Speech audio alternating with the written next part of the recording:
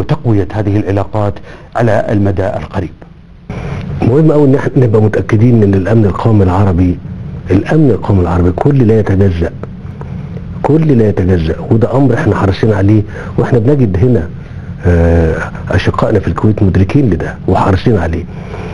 وامن الخليج بالمناسبه، امن الخليج وامن مصر برضه جزء لا يتجزأ. فالامن القومي العربي كل لا يتجزأ، وامن الخليج جزء من امن مصر.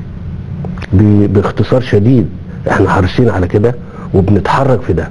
لما قلت ان الامن القومي العربي جزء لا يتجزأ، افتكروا تعبير انا قلته من شهور، قلت ان مسافة السكة لان احنا حماية الاشقاء، امنهم واستقرارهم وسلامة بلادهم، ده امر احنا بنضعه دائما في مقدمة اولوياتنا.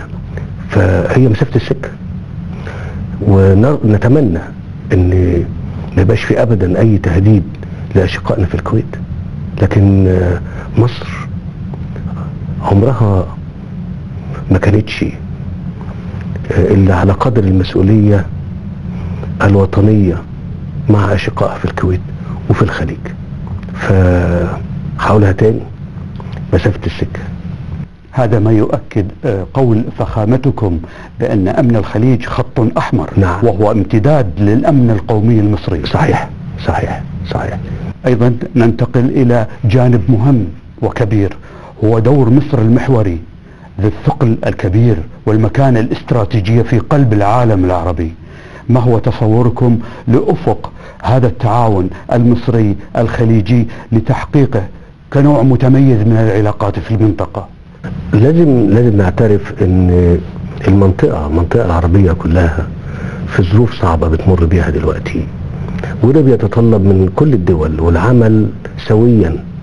انا ما بتكلمش على ريادة ولا قيادة للموضوع، انا بتكلم ان احنا في ظل الظروف الصعبة اللي بتمر بيها المنطقة العربية، الدول العربية اللي موجودة، دول الخليج ومصر وبقية الدول العربية الاخرى، الاردن، الجزائر، كل الدول لازم نحط ايدينا في ايدين بعض، لان التحدي اللي موجود خطر على المنطقة بالكامل. فلن نستطيع مواجهته الا معا حتى تستعيد المنطقة العربية مش بس الواقع اللي كان موجود من سنين فاتت، لا اكتر من كده كمان. نعم. فخامتكم اعتبرتم ان مشروع قناة السويس الجديد هدية مصر الى العالم، واحد المشاريع الرافعة الجديدة للاقتصاد المصري. كيف تنظرون الى اهمية هذا المشروع العملاق في العبور بمصر الى مرحلة متقدمة من النماء والتعمير؟ انا باختصار ازدواج القناة ده حركة التجارة اللي المفروض ان هي خلال السنوات القادمة هتتطور اكتر بين الجنوب وبين الشمال. المشروع ده بمنتهى البساطة هيوفر الوقت اللازم للعبور مش اقل من 11 ساعة، طبعا.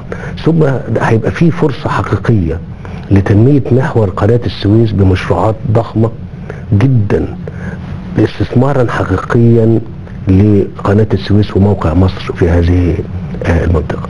واحنا كنا بنتكلم عن احياء طريق الحرير اللي بنتكلم عليه هو احياء لطريق التجارة العالمية. وانا برضو بقول تاني، دي فرصة عظيمة ان انا اقول لاشقائنا في الكويت في فرصة كبيرة جدا للاستثمار في هذا المحور. نعم. فخامة الرئيس، ما يضاف ايضا الى هذا المشروع العملاق، هناك عدة مشاريع كبرى اقتصادية صرحتم عنها. ربما هذه المشاريع في طور التنفيذ تواجهها تحديات داخلية وخارجية في مصر، ولكن حدثنا عن رؤيتكم ودفعكم بالمشاريع الاقتصادية الواعدة في المستقبل القريب. احنا